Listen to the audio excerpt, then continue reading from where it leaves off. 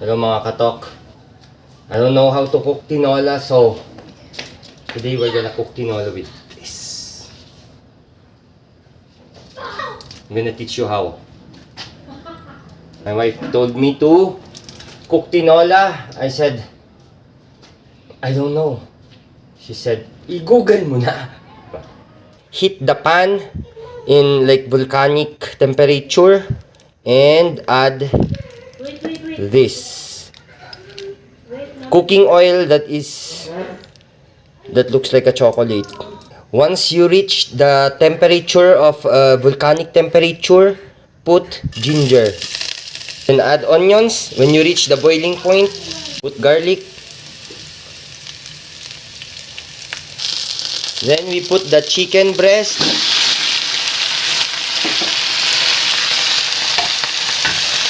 Okay, I use chicken breast because it's my second most favorite part of a woman's body. I mean, it's my second most favorite part of a chicken's body.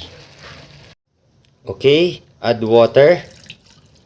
Exactly 1 gallon.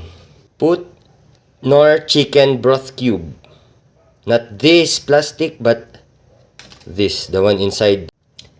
And put sayote, the staple fruit of Baguio City.